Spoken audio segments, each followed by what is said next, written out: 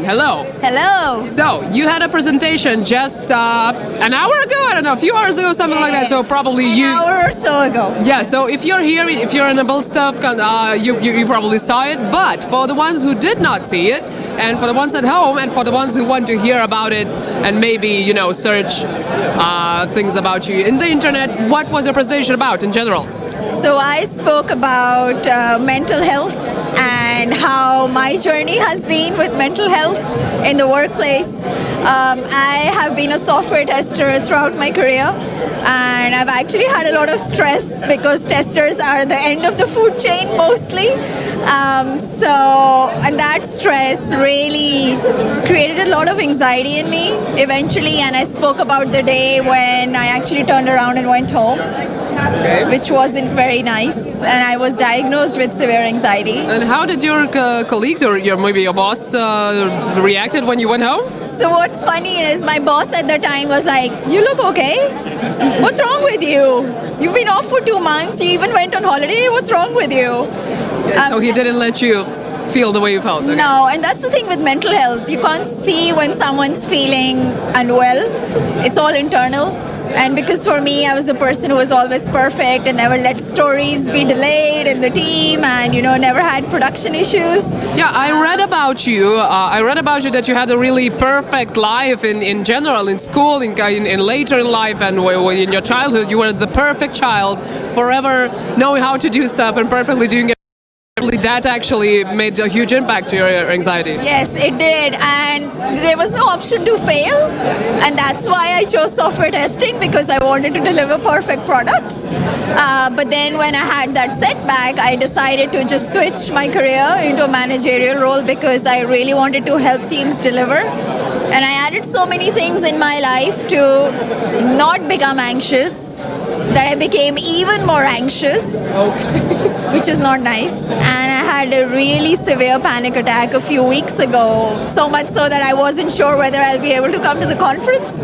Well, now we know we have a good ending of the story. But I'm here because I wanted to be here. It's a very important message to share with everybody, to help people understand that there are people who may be anxious around you. Just the way we deliver fast-paced software and be in agile teams and how we need to deliver, it's just really important to make sure you're just looking out from your screen and looking around and see how your team's feeling.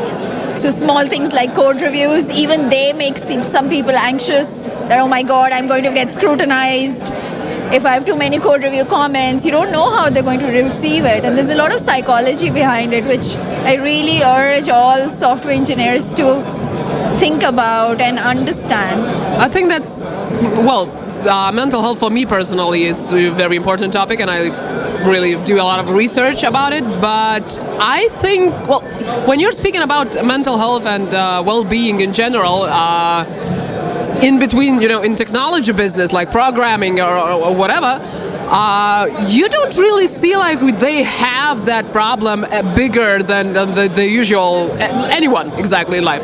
So, but I think that's really cute and really, really smart of you to be here and talk about it like it's normal human thing to do in every single field. And did you share any specific points, like bullet points of what we should do to keep the better, mental health or just well-being of ourselves to work better, why, and so on and so on? Or did you just share your story? How was the presentation going? So for me, in my presentation, I shared my story, but I shared about the things I'm doing now for mental health. One is, if you have issues, please find someone at work and tell them about these issues. If it's your first aider at work, if it's someone from HR, because it's really important to bring your whole self to work. Because when you are not being your whole self at work, you're always fighting against these two personalities there. Yep. And you shouldn't have to do that. We stay at work for 45 hours a week. It should be a place of comfort. So and as you said, you cannot create great products if you're not feeling great yourself. Yeah, so that's about feeling safe, first of all. That's about feeling stable as possible and stress-free. Yep. What do you exactly advise to do to stay stress free as much as possible humanly? So to be stress-free, I have actually got a personal trainer now, and as I was saying in my talk, I'd rather be in physical pain the next day than be in emotional pain every day. I actually have some mindful coloring postcards at my desk now. Okay. And when people see that, they're like, what's going on? And that I use when I'm just stuck for creativity, or I'm just feeling like, oh my God, I'm feeling stressed. I feel like I'm breathing outside of my body. So I just start coloring. And you have to just stop thinking about people judging you when you're trying to find that place of comfort. I mean, why would they judge you in the first place for coloring? But okay. But some people do. We know that. People are like, what's wrong with her? She's weird.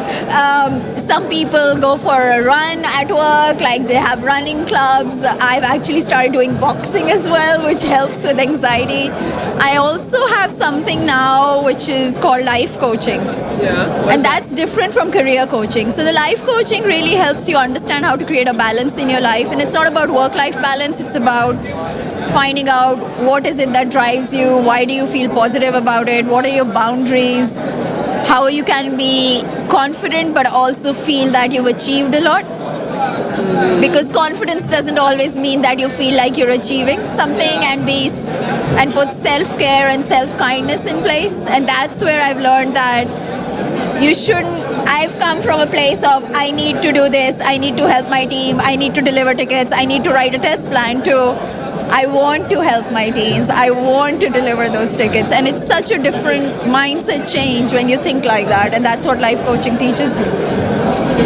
And just to elaborate on what you said just a few sentences ago, I think it's really important to remember that, well, working on the well-being of your mental health, it's a very individual journey. And judging coloring books, I mean, no, but it's a very individual journey, and probably creating the safe space for individual journeys would be a good start for those who maybe don't have the luxury of feeling good at work or feeling stress-free at work. And from what I hear, I see that your presentation was mostly about not like what I did, so you should do that too, but like you are able and you are right to try and go and find your way to feel better in any field. At this case, in very techno field and so on. Okay, so thank you very much. I was very interested to talk to you. You know why? I really love the topic.